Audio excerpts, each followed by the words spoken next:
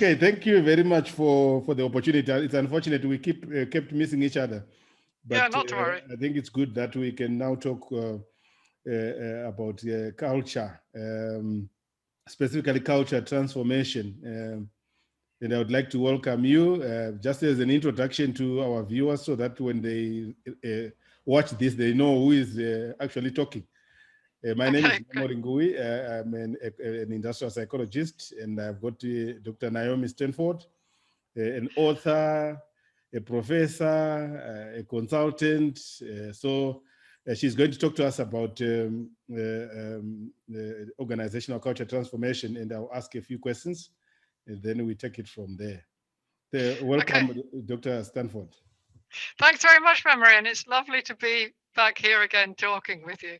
And as Memory says, I live in the UK, and I've worked extensively in America and the Middle East, and I do some work in China, and I have done a little bit of work in Africa. So it's really lovely to be, well, African countries. I can't commit to Africa as a whole. Yeah. It's lovely to be here again. Thank you. Thank you. Yeah, like my promise I gave you last time, once things normalize, we want you to come here and probably have a That'd be session. great. Yeah, That'd be and great. probably have a session in Victoria Falls. That will be good. Yeah. So maybe let's start with culture transformation. What is culture? I've looked at so many definitions, some confusing, some very clear. What you have written a lot about culture. What is culture? Organizational culture specifically. I have written a lot about culture. That's true. But I'm probably as mixed up as everybody else on what it actually is. And there are, as you just said, multiple definitions of it. And the sort of most common one is, and the easiest in a way, but it's also the most complex, is the way we do things around here. But that, for an organization, can be very problematic, because there's a tendency to label an organization's culture in a sort of monolithic way. So you say we've got a culture of collaboration, or we've got a culture of team working or something. But what you'll find is, in any organization, there are multiple cultures. And it's thinking through what are those multiple cultures. And one of the tacks that I've taken in my new book, which is coming out next March, is to talk about 3 different types of culture which are working within an organizational culture. And the 3 types are a professional culture. So you're an organizational psychologist. So you speak the language of organizational psychology, and you could easily talk to other organizational psychologists. And that's a very specific sort of professional culture around a discipline. That's one type of culture. The second type of culture is the national culture. So if whatever country you're in, China or Zimbabwe or the UK or whatever, there's the sort of norms and mores of that society working within it, within your organization. And the third type of culture is what I've called the network culture, but it's a sort of social interactions. And the most easy way of explaining that is, for any of you listening who are smokers, you'll know that in most, certainly in the UK, you're banished to smoke your cigarette to some outside corner of the building. But you're with other smokers, and you form a sort of network of communication and interaction with those people, regardless of their hierarchy in the organization and so forth. And those 3 types of cultures are working alongside or within or interdependent with anything that you might call an organization's culture. And that makes it a very complex web of things to work with. So if you think about a culture, an organization which employs people from multiple different countries, then within the workplace, you've got expectations around how we do things in our country compared with what's done in this country that I'm working in.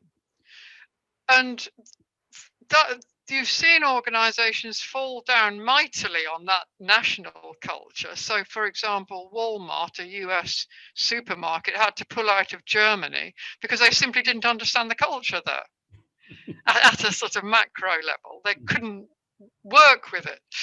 And so the national culture is quite powerful, I think. So to unpick a phrase like the way we do things around here depends on who is the we and where is the here, which is the question that I think is tricky for people to answer. Maybe memory I've just served to make this even more complicated. No, I do understand. I think you gave about 3 levels of culture. But I want to take you to the issue of subcultures within a particular organization. It could be a big organization. How do you identify these subcultures within an organization? Yeah, I think that's interesting because in another book I wrote about organization culture, I thought about it in terms of, I did an analogy of climate. I don't know if you know that the world is divided by geographers or climatologists into 13 climate zones, like desert and savanna and temperate and what have you. And they operate at a very macro level. Yeah. But within that macro level of, say, temperate, you've got zones within that which can be quite different. And at the time I was writing the book, I lived in San Francisco, and Los Angeles and San Francisco are in the same zone at a high level, but they're completely different in their day-to-day overall average temperature. And then within a single day, the temperature can change as well, the climate conditions. So San Francisco can start foggy and get sunny and go warm and go cold just in a day. So you've got within that overall organizational culture, assuming you can define it as a kind of culture of collaboration or something, a business unit will have its own culture, say marketing or HR, and then the teams within it, depending on the manager or the interactions or the specific work that they're doing, will have their own micro culture. So thinking about what are the boundaries of where you can start to identify culture. And for anybody who's moved business unit particularly, say you move from HR to marketing, you'll find it feels very different. So some of the thinking about culture is related to what does it feel like when you move from one business unit to another? What are you able to express the differences? And there are some models that can help with that. A very common one is the Johnson and Scholl's culture mapping, which talks about it in 6 dimensions of stories and rituals and structures and so forth. Interestingly, the Johnson and Scholl's model is sort of soft experiential things like what are the stories that we're telling. And on the other side, the top 3, the other 3 are things around the structures and systems, because the structures and systems start to impose a culture, which I think when organization development and design people talk about culture, they don't realize the power of the structures and systems to modify a culture or shape it in a particular way. And you can think of rules and regulations that do that. So just as I've got some grandchildren aged, the older one is just gone to nursery school and he's 3. And he's incredibly curious, why is this happening? Why is that happening? What's that? And my experience of education is, so now he's got a family culture of curiosity, but the structures of a school system in the UK will start to push that out. You can't look at that book now because we're doing this. And it sort of defeats the structures of a school system, overcome the cultures that child is sort of developing within other aspects of his life. Mm-hmm. And organizational structures are, I think we need to spend a lot more time thinking, how is the structure shaping, for better or worse, Mm-hmm. our culture? Correct. Mm-hmm. Mm-hmm. So in one of your books, you did indicate that you used an analogy of climate and weather Yes. to look at culture, to differentiate culture and employee engagement or some of the surveys that are done. Can you give us more on that and the implications? Yeah, what I think the climate analogy does is suggest that again, it's back to the systems and processes. They don't always work the way you expect them to work. Mm-hmm. So, for example, if you've got, take a weather forecast, and actually the one I've got in the book is about the weather in Tripoli, which is interesting uh, because it gets incredibly hot there. Mm-hmm. And the weather in Tripoli, you can describe it in the temperature is, the wind speed is, the sun shines for these many hours. Mm-hmm. But the weather forecast doesn't tell you what it feels like. Mm-hmm. And then I found in a novel a little descriptor of the character experiencing weather in Tripoli. Mm-hmm. And the prose of that paragraph is incredibly powerful about even the ants crawled into the shadiest space of, Mm-hmm. and there's within that paragraph there's a real feeling of how it feels, Mm-hmm. and the implication for organizations, and we're beginning to meet it actually more and more around the discussion of remote working and that kind of thing, is here are the descriptors that we can look at, the kind of measurements of it, but how does it feel like at an individual level? Mm-hmm. We can have and I noticed actually today there's the major finance organizations are trying to work out how to think about their desk-bound workers working remotely. So the Bank of England is requiring their staff to come in 2 days a week, Mm-hmm. but not specifying which 2 days, which could cause a problem potentially. But requiring people to come in 2 days a week will feel different to all those people. So is it feasible to work at that very micro level, or what tensions do you have to balance between individual feelings and the overall thing you're trying to generate? Mm-hmm. Mm-hmm. And then in terms of culture transformation, is it possible to transform a culture or to change a culture? Well, sometimes I think it is, and sometimes I think it isn't. Uh-huh. I think it's changing all the time, regardless. Mm-hmm. But at a way that you'd have to stop and think about carefully. Societal culture is changing all the time. Perhaps slowly, but the pandemic has accelerated some aspects of it. But if you think about, well, take smoking as an example. Mm-hmm. You know, smoking, if you look at films of the 1940s and 50s, everybody has got a cigarette in their mouth. And now you're practically a pariah if you smoke. And the smoking companies are trying to sort of move away, or the green energy. I noticed today that Total, the oil and gas producing company, is changing its name to something that sounds kind of a bit greener. I can't remember what it is now. And those are a response to societal culture changes within the society, what we expect as norms.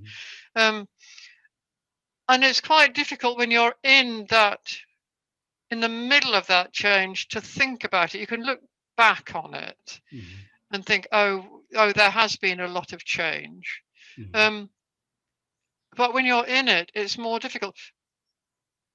But I tend to think that any small step towards a desired cultural change starts to create a ripple effect. Mhm. If you can generate a small movement, Mhm.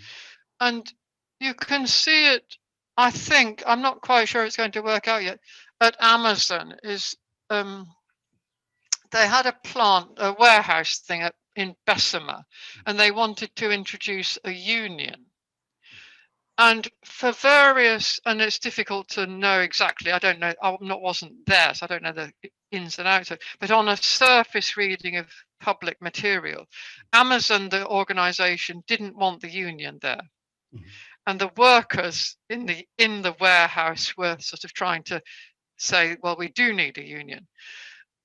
And it was defeated. The motion to establish a union in that warehouse was defeated. Mhm. However, it wasn't totally defeated because it sprung up somewhere else in the Amazon empire. And it's looking like they may introduce a union.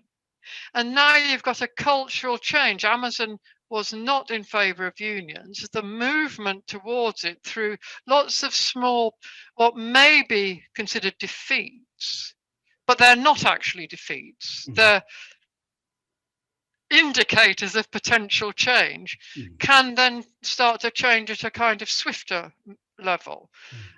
I think that I just actually got a conversation. I was asked to participate this morning in a conversation about why do cultural change or transformation projects fail. Mhm. And I don't actually think they do fail. Mhm. I think they may have outcomes you don't expect, or they may feel like failure in the moment, but most of them have repercussions that you don't necessarily see in the moment, that can work out negative, but they can also work out positive. Mhm. Yeah, it would seem it's a very difficult process to change the culture. If you were to advise someone who is leading a culture change transformation, what are the steps that you would advise they go through? Oh, right. Well, I've got a blog coming out on that next week. So I've got I think there are 7 steps which I'm just thinking of. The first one is about encouraging rebels in the organization, which is incredibly difficult for organizations to do. Mhm. But the people who have a dissonant voice, if you can capture it and work with it, even if it feels very uncomfortable, can be very rewarding, because often they see the world in a different way. So which is a useful transformative way. Mhm. It's like if you go to a foreign country and you think, why on earth are they doing that? And then you think, well, why aren't we doing that? But it just gives you a different slant on things. So the one point is encouraging the rebels. Mhm. The second one is lighting lots of fires. So try lots of little experiments which are different. Mhm. Adjust your performance management system. Encourage people to put forward ideas and then allow them to work in a slightly different way. Build multidisciplinary teams where you haven't had them before, because the multidiscipline works really well. Capture this energy of some of these networks. Go out to the smokers corner and find out what they're talking about, even if you're not a smoker, because you'll find all sorts of stuff going on which is useful. So there's that sort of thing. There was a incredibly interesting piece of research which I'll send to you, Good. about leaders think they can transform the culture, but actually it's influencers who transform the culture. And influencers aren't necessarily leaders, because you can have informal influencers like social media commentators and what have you. Anyway, the research which I'll send shows that the leaders are only in touch with I think it was about 10% of what has been identified as organizational influencers. And the people at the sort of in hierarchical terms at the lower level of the organization have a lot of influence, but they're not amongst their peers, but they're not able to influence upwards. So there's a sort of influence gap which forms a barrier in transformation, because the leaders can only influence the people that they can influence, and so can the lower level people. If you could bridge that gap, which the paper suggests some ways of doing that, you can start to get that cultural change really permeating the organization. But what they're using is social network mapping as a tool to identify influencers. So it becomes very visible in the maps of who is influencing. And I think with the advent of some of the technology around organizational design, we'll get a lot more skillful at doing transformation programs. One of the things that I've got interested in is digital twinning, which it's in very, very early stages at the moment for organization design, but I think that has quite a good future. So you did highlight quite a number of issues. So I want to take you one by one on some of the issues, just for clarification. Can you go deeper into when you say encourage rebels as part of the culture transformation? Can you give us more insight into how that can be done? Yeah, well, there's a book that heavily influenced the way I did organization design when I sort of started to come into it. It's called Tempered Radicals. And it's by a researcher called Deborah Meyerson. And her research was on people who, well, the phrase she uses is rock the boat without falling out of it. So there's a very interesting number of little case studies. The book is about 1990, so they're a bit dated, but you get the idea if you read the book now. There was one person who it was in America. He was practically the only black person in the organization, but he was a recruiter. So very, very subtly over a number of years, he started to actively recruit black people. And he kept on saying in a sort of gentle, sensitive way, we need to be more diverse in the organization. And over about 10 years, he actually succeeded. And then he won prizes and medals for diversifying the organization and what have you.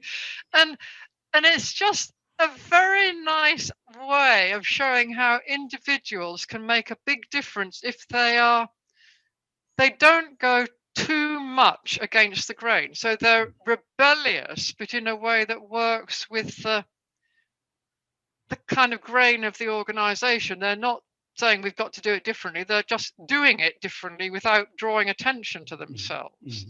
And I think that form of rebellion can be really, really helpful.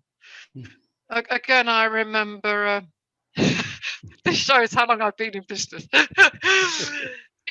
When I first joined Price Waterhouse, heaven knows how long ago, women were not allowed to wear trousers in the workplace. But one woman persistently wore trousers. And people didn't quite know what to do because she was incredibly good at her job. And so they couldn't sort of, I mean, I think she was reprimanded and what have you, but she just went on and on wearing trousers. And then gradually a couple of other people did. So she shifted the notions of what was acceptable. If you can do a good job and you look businesslike, does it matter whether you're wearing a skirt or trousers? And that's quite a big cultural shift at that time. And I remember in my own case, I I waged a kind of subtle war against having discriminatory dining rooms, because we had, again at Pricewaterhouse, a partner's dining room and everybody else dining room. And I said, how are the partners going to know what the organisation is about if they're not mixing with the people working in it? Anyway, I don't know if it's due to my influence, but a few years after I joined, after my relentless pursuit of the partners dining, they abandoned it, and I kept my job. But that also, I think, was also partly because of the social mores around hierarchies in organisations at a societal level. Again, with the trousers thing, organisations are shifting as society shifts. But those societal movers who are responding to the wider society can then shift their own organizations in these subtle ways. So look at people who are making these sort of small signals of, I suppose you could interpret them as insubordination in military terms. But those small signals of insubordination may be really helpful signals into culture change. Yeah.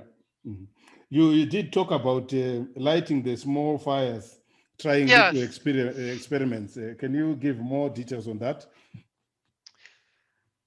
Yes, the lighting small fires is a similar approach. Well, it's experimenting in different ways in multiple parts of the organization and seeing what happens. So on the culture change thing, if you take the Johnson and Scholes culture web, which I think is quite useful, and you think about what are I'll just take one dimension of stories. If you go into a part of, I'll take marketing. If you go and hear the marketing stories, what are the stories we're currently telling about marketing? Can we change the stories? So you go into marketing and you start to tell different stories and publicize them and what have you. And so now you're experimenting around stories.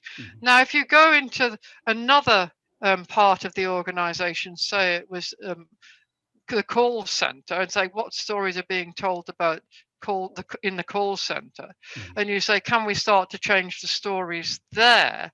And you've got someone looking at the types of stories and trying to mesh them together, so they've got not necessarily the same stories but the same notions of, say, collaboration or whatever it is you're trying to get to, and see if changing the stories works, and what method of changing the stories works. Is giving stories about individual, I don't know, performance, a good story technique? Is individuals telling their own personal stories? Are stories of heroes of the organization good stories? What stories help change people's thinking about the organization? Do customer stories help? And you can think of multiple approaches to storytelling, and you could try out different ones in different parts of the organization to see what started to take hold around storytelling, which starts to change the culture. Because if, I don't know, supposing you told a customer story about what happened in a call center from a customer's perspective, and you started to show that across the organization, what impact would that have on other parts of the organization? And I have seen some of that done really well. And then people have started to kind of, I saw in one organization, it was the history of a clinic. And it was an HIV clinic in Baltimore. And they had a lovely frieze around the entry reception hall of the history of the organization told by the patients, but it was a visual frieze. And for people coming into the organization as newcomers, they were able to sort of look around the frieze, and someone else would tell them the stories of all these different pictures from different patients. That was reflecting kind of overall culture. And then they could look at particular stories around particular parts of the organization that the patients had experienced. And then the experiment went on into talking about how the doctors and nurses and reception staff and security people felt about the organization. And over time, it built up into a whole repertory of stories, which was very powerful about that clinic. Yeah, you mentioned something very interesting when you said that sometimes the lower level staff can start some kind of change or transformation, but it doesn't then get to the top. That's right. Or vice versa. When the top starts something, it doesn't get to the bottom, to the lower level staff. How can this be reconciled to make sure that they're all, the gap between the two approaches, whether you're starting from bottom up or top down, it can bring the results? How do you reconcile the two approaches?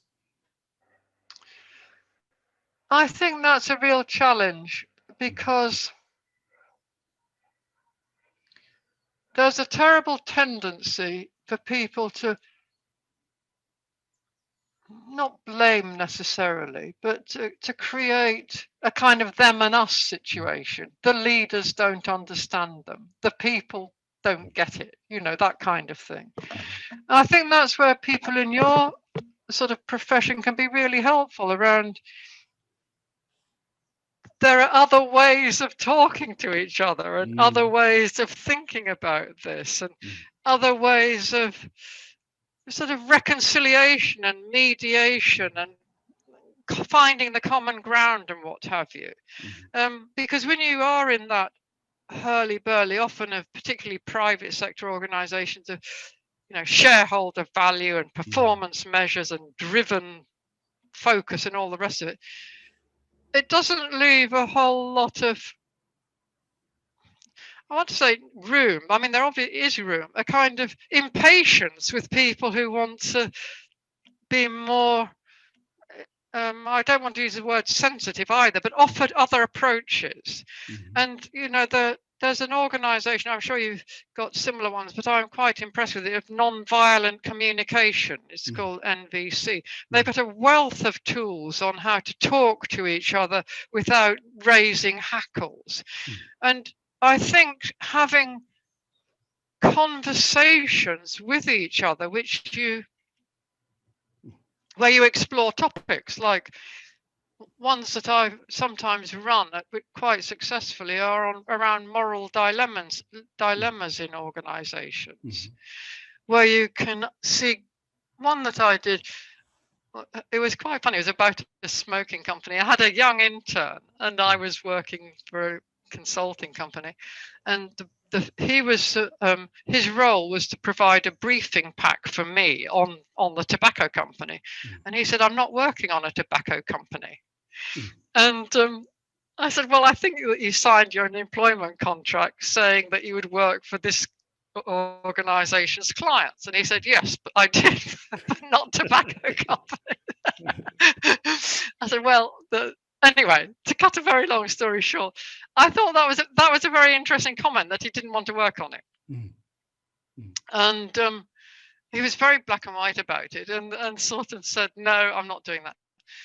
But anyway, I said, "Oh, okay, well, let's discuss it." And what happened actually in the end was we had a whole office meeting from the managing partner right down to the interns, where the topics were how do we manage these ethical dilemmas where we have a conflict of personal values against organizational issues.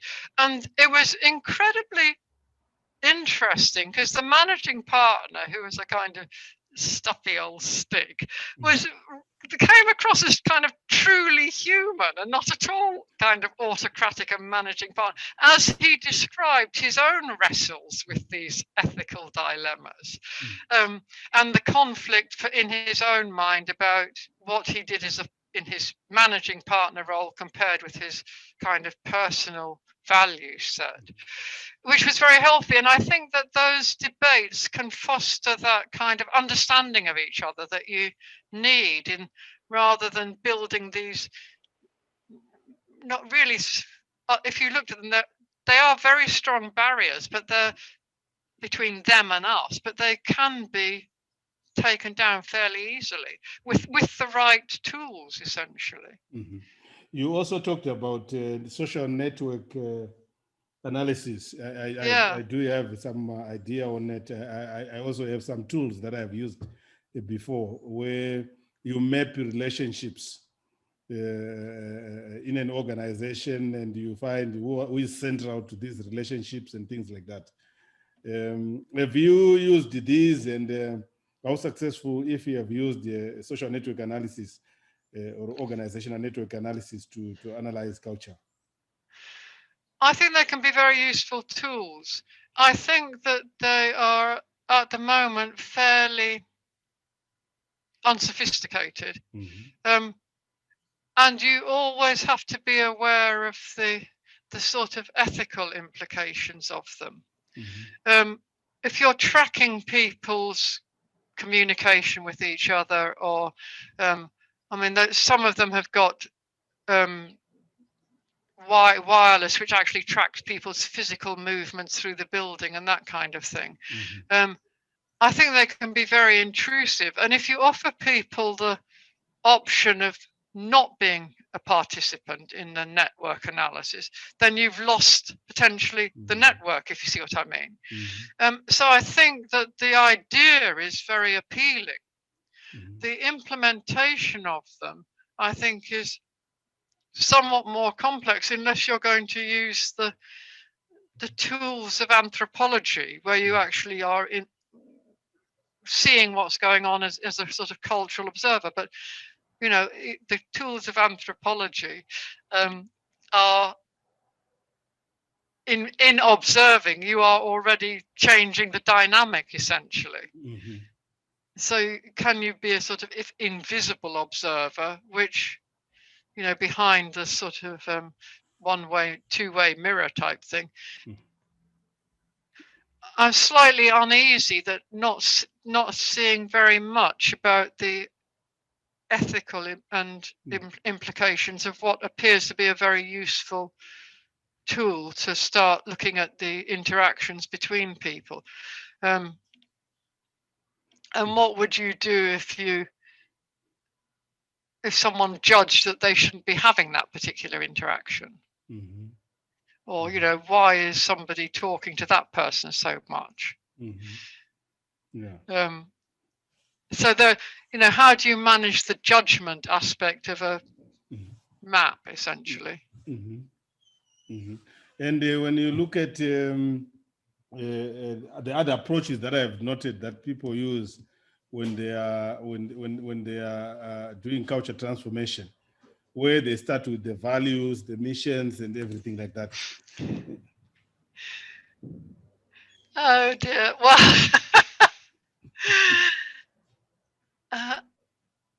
I've never been sure about that. The missions and values, it's a huge industry. And I've got a friend who works in the same sort of area. And he came to a session I ran where I said values are really important. And he shot back at me saying values aren't important at all. People don't have to have the same values. Doesn't matter what their values are, so long as they're all willing to achieve the same purpose without harming other people. And that, I thought that was a very helpful challenge. Because there's a lot of stuff about sharing values, but it could be that in the drive to share values, you actually turn people off who don't share those values, but they would be very willing to work for you, keeping their own values, and do a very good job. Assuming they're not going to harm anyone else and be sensitive to other people's needs. Yeah, a big challenge was I think we touched on one of the things that I have struggled with, where people come up with all these values. But I was also looking at some research, I think from MIT, where they were saying that most of these values are not practiced anyway. They are espoused values. Yes, that's right. Yeah. Yeah. They are not practiced. So you can put them on the wall, but people don't practice them. Yeah, and I think that so the money wasted on deriving a kind of perfectly formed set could be better off with some principles around almost at the level of be kind to each other, or treat people the way you would like to be treated yourself, and just leave it at that. So these organizations that are then doing culture transformation, or what they are calling culture transformation, by just coming up with the values, spend a lot of money coming up with these values, and then they give you pocketbooks of these values. It's to some extent, it's a waste of money and resources.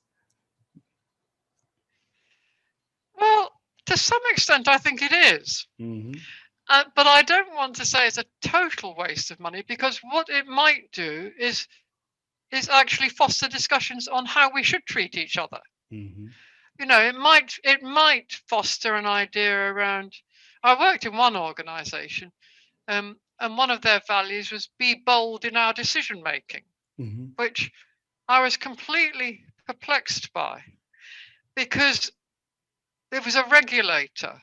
So should a regulator be making bold decisions, and what would that actually look like in practice?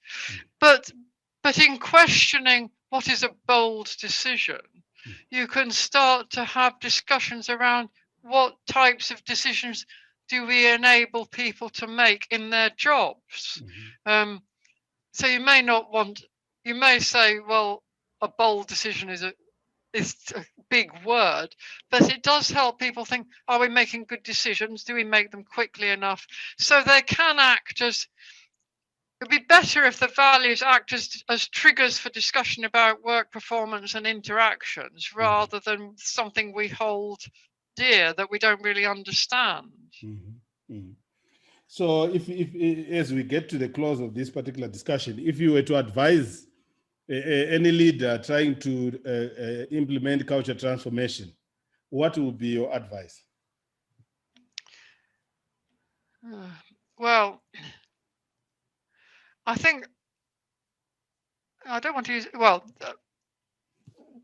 one of the things is to challenge for the leader to challenge his or her assumptions about what they think culture is, and what preconceptions they have about culture,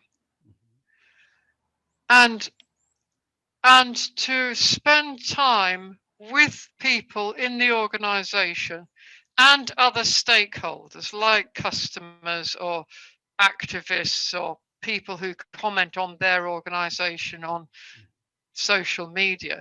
So spend some actual conversational time with those people to get a feel for the nuances of the culture in the organization for themselves. And then start to look at, so that would be sort of step one. What does it feel like to the individual? Step two is, what is it in our power structure, our formal power structures, our systems and processes, our policies and procedures, which are acting to shape the culture? And that would be a second discussion. And you can start to think, there's a nice experiment going on in Holland around road traffic, because the road traffic controls, like traffic lights and roundabouts and drive on the left and speed limits and what have you, shape the culture of driving. Now, and it's all rules and regulation. In Holland, in one, I can't remember which city now, they took away all that and just said, try driving on the road. That is very interesting. How does that work? That worked absolutely perfectly, and it's obviously saved a lot of money. But my question is, has it worked perfectly because people had the sort of backstory of all the signs, so they knew how to behave, or is it implicit behavior that they can now regulate their own driving behavior easily? Because we do impose a lot of rules and regulations, which are very outdated quite often in terms of people's capacity to work with them, and they can impede cultural change. If you started to think what rules and regulations are impeding cultural change, like the current debate on legalizing marijuana is an interesting example, with very different approaches to how to do that. And that's a cultural change going on at a societal level. And the current restrictions on it in some countries or states of the US are impeding the kind of potential of it being a discussion topic. Yeah, I've got two extra questions that I had forgotten to ask.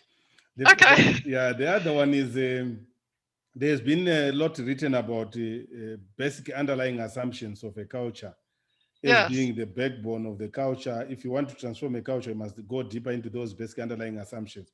What is your take on that? Then the second question is on organizations with no bosses. Is it possible? Yeah. Well, on the assumptions, yes, I'm getting more and more in favor of questioning our assumptions in multidisciplinary teams. So you look at something and use an issue or whatever's going on and say, what are our assumptions about this? Because we don't generally question our assumptions. And I've got a nice question set about assumptions, which actually I was speaking about at a conference last week, which again I can send to you if you're interested. Yeah, that would be interesting. I would love to look at that. Because the assumptions are very deep rooted and they're often totally wrong. And that's one of the things I'm trying to teach my grandson, to ask himself, what am I assuming? Obviously he's only 3, so it's a bit complex for him. But he makes assumptions like I can't pedal my bike. And I say, well, what makes you think that? You can lift both your feet off the ground. What's the difference? So that questioning assumptions, I think, is really, really critical. And I've run some very good workshops. One was about we had to have I got time to tell a little story? Yeah, you can. Yeah.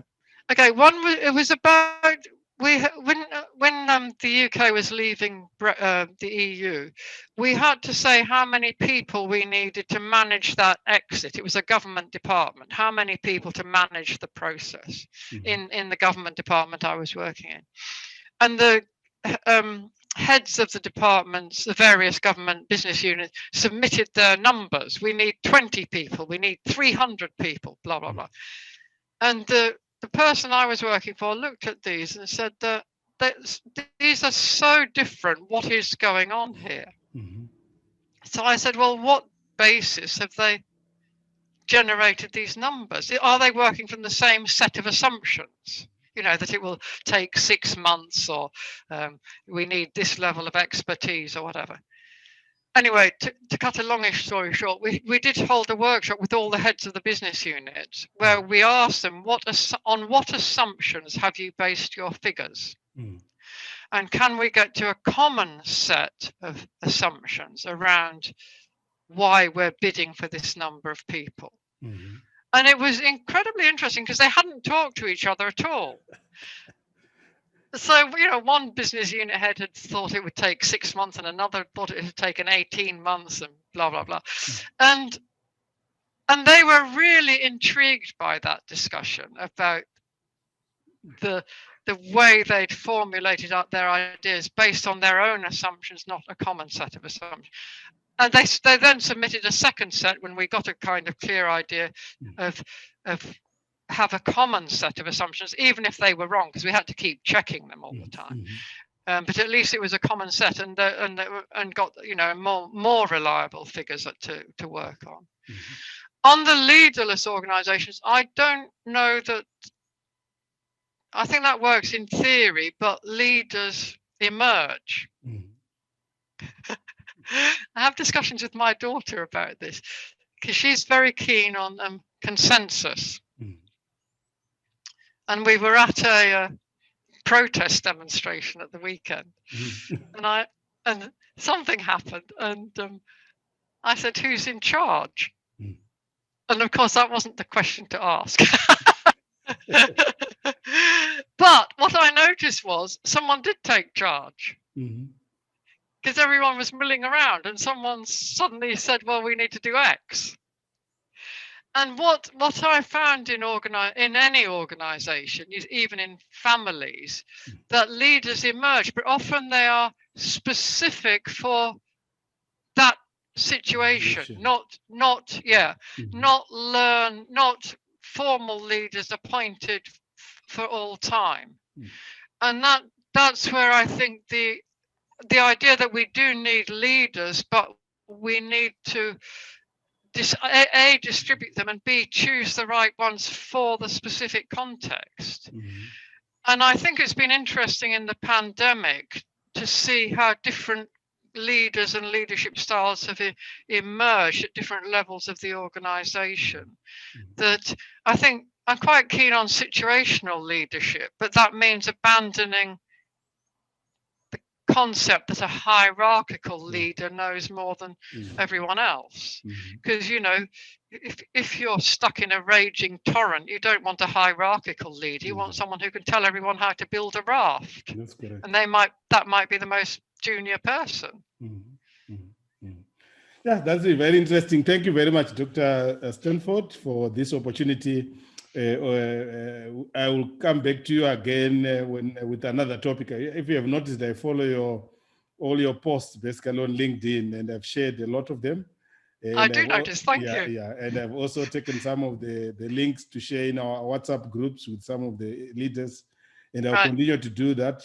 Hopefully, in the next 2-3 weeks, I'll come up with another topic so that we can share with our community. So that when you come here in Africa, we should be able to get quite a sizable number of people in the SADC region to come and attend your workshop once things start normalizing. Yeah, that would be great. I'd love to come. And thank you very much for inviting me. And I'll send you the couple of things which I've mentioned as we've talked. I'll be waiting for that right now. Okay. After this. Thank you very much. Enjoy the rest of the day. Thanks a lot. Thank you. Talk soon. Bye.